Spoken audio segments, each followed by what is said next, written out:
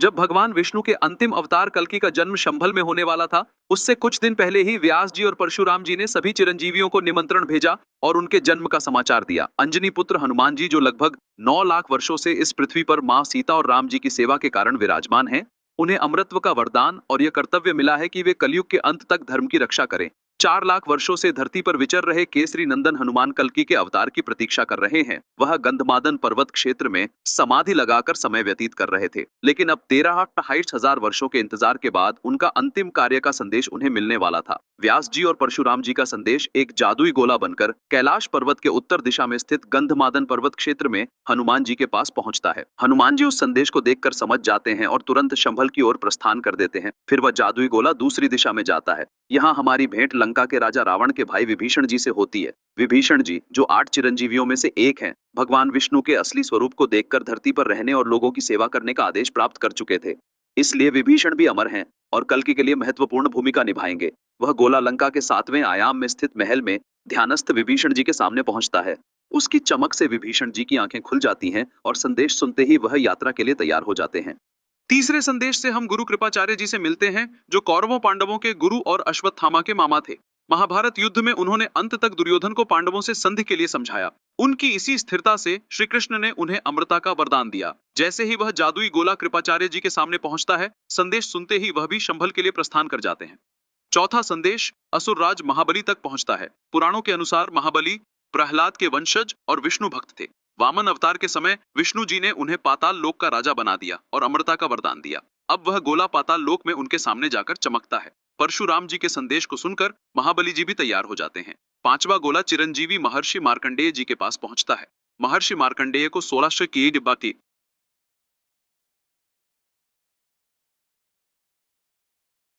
वर्ष की आयु में मृत्यु के समय भगवान शिव का आशीर्वाद प्राप्त हुआ, जिससे वे कालातीत हो गए। उत्तराखंड की घाटी में ध्यानरत मार्कंडेय जी के सामने जैसे ही वह गोला चमकता है, वे संदेश समझकर प्रसन्न हो जाते हैं और यात्रा पर निकल पड़ते हैं।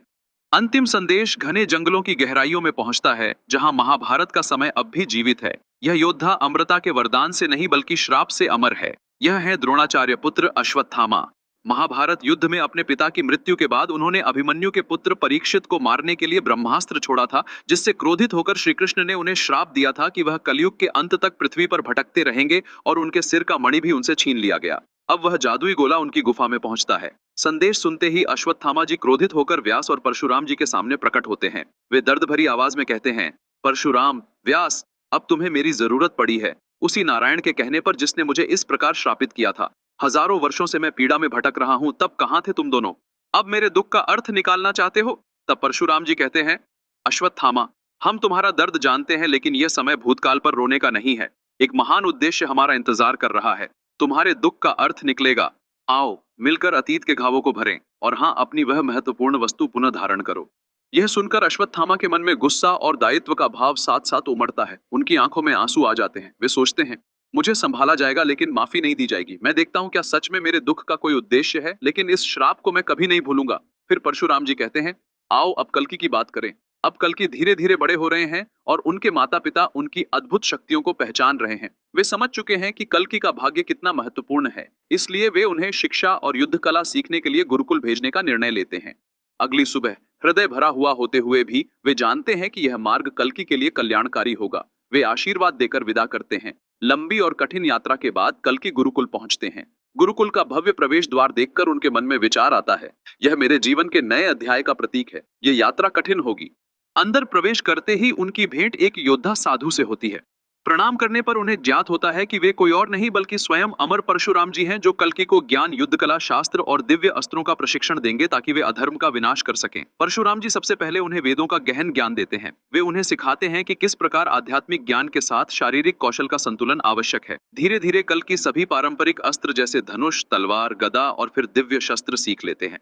अंतिम शिक्षा में परशुराम जी उन्हें सिखाते हैं कि कैसे अपने भीतर की शक्ति और वेद ज्ञान से युद्ध क्षमताओं को बढ़ाया जाता है। कुछ ही समय में कल्कि सभी शास्त्रों, अस्त्रों और युद्ध नीतियों के ज्ञाता बन जाते हैं। फिर परशुराम जी कहते हैं, अब तुम्हें शिव जी से कुछ दिव्य वस्तुएं प्राप्त करनी होंगी। कल्कि प्राचीन शिव मंदिर पहुंचते हैं और कठोर तप करते हैं। शिव जी प्रसन्न होकर प्रकट होते हैं और उन्हें 3 वरदान देते हैं। एक, रत्नमारु तलवार, जो कभी टूटेगी नहीं और केवल कल्कि ही उठा सकते हैं। अब्दुश अपिरोजी सुबाब जो श्री शीर सुबान बा देवदत्त घोड़ा जय जो समय से भी तेज है और कल्कि का साथी होगा।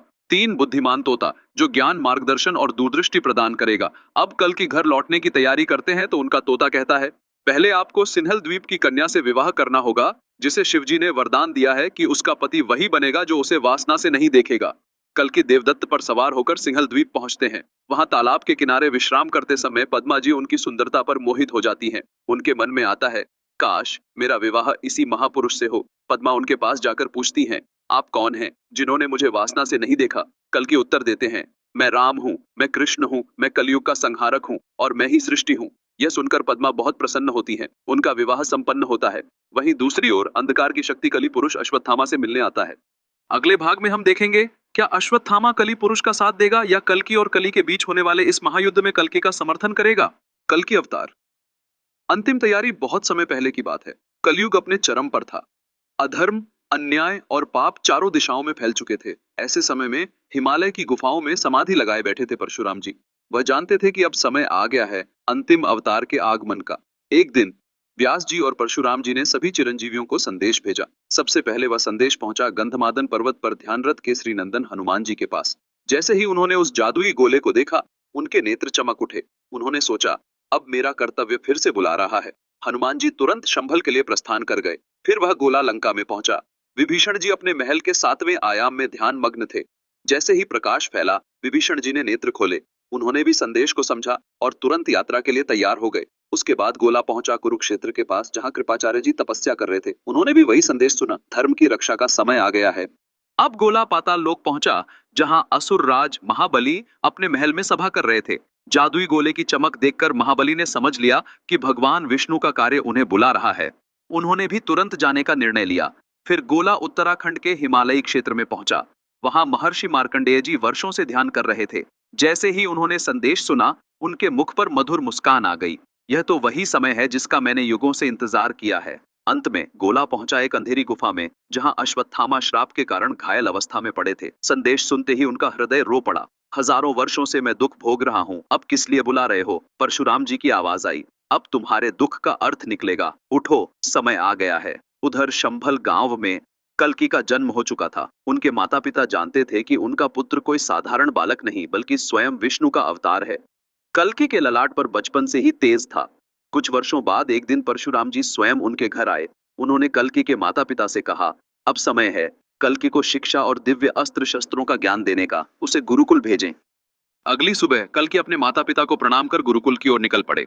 रास्ते में उनके मन में कई विचार थे। क्या मैं सच में पूरी दुनिया का उद्धार कर पाऊंगा? क्या मैं उतना शक्तिशाली बन पाऊंगा जितना लोग मुझसे आशा करते हैं? गुरुकुल पहुंचने पर द्वार पर उन्हें एक दिव्य पुरुष दिखाई दिए। वह थे परशुराम जी।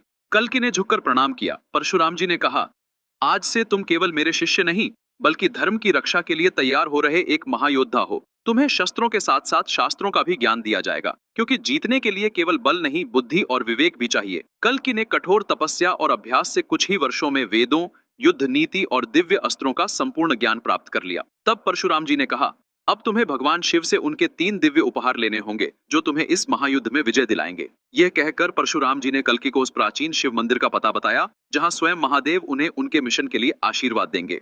यहाँ कहानी समाप्त होती है, लेकिन यह तो केवल शुरुआत है। अगली कहानी में जानेंगे क्या हुआ जब कल्कि पहुंचे भगवान शिव के दरबार में, और कौन से थे वे 3 दिव्य वरदान जिन्होंने उन्हें बनाया कलयुग का अंतिम संहारक। इस वीडियो को लाइक करें, अपनी राय कमेंट करें। जरूरी सूचना दोस्तों, हमारे चैनल पर आप जीत सकते हैं 100 रुपयों से लेकर 1000 रुपयों तक के इनाम। इसके लिए आपको बस हमारे चैनल को सब्सक्राइब, हर वीडियो को लाइक और शेयर, कम से कम अपने 10 दोस्तों में, और भर भर के कमेंट करें। आप भी जीत सकते हैं, तो जल्दी करें, हम जल्दी ही गिव अवे करेंगे।